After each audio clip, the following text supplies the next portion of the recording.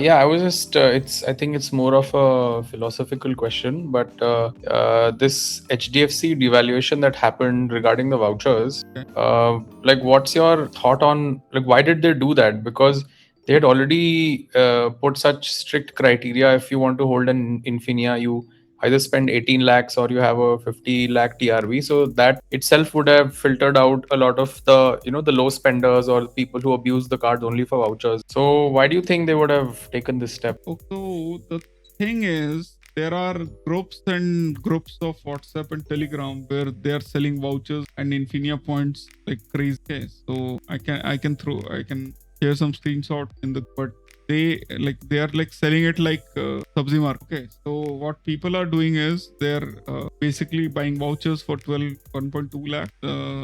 The amount, like the 18,000 reward, 15,000 plus base reward points they're getting, they are again, after maybe they're accumulating a lakh or something, they're selling it off, and they're again selling the vouchers also. So basically they are earning and living through Infinia.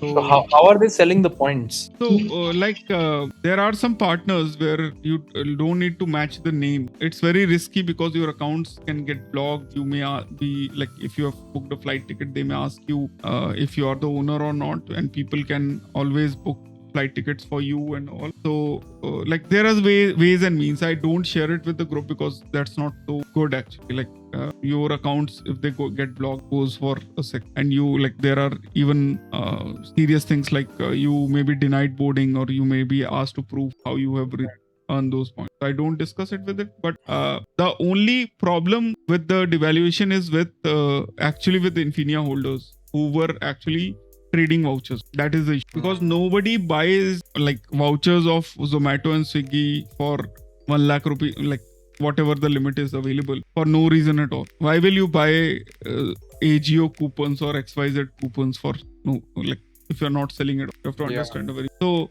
they actually understood the problem, and they brought out a solution. No one buys vouchers from Diners Metal Card, and Regalia Gold is not disturbed. Like 3,000 is pretty okay.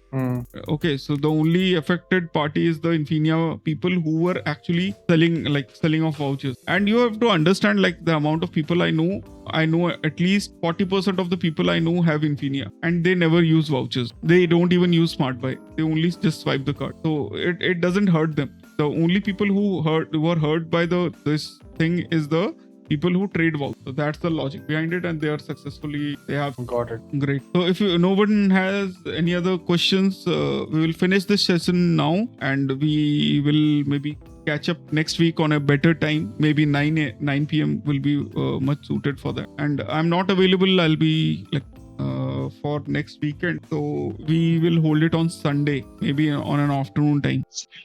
Correct? Yeah, that would be fine. Yeah. So thanks a lot, guys, for joining us on this session. And it's always like, I always wanted to do something for the for this group, the members, so that we are able to have a heart-to-heart talk. Because during Japan trip, I was not able to give a lot of time. Otherwise, I hope it was a great talk and it was a good discussion and I actually got to know something very interesting. Thanks a lot for that. I hope you guys had fun, and see you next time. Take care, guys. Bye. Bye. Happy weekends. Happy weekend, guys.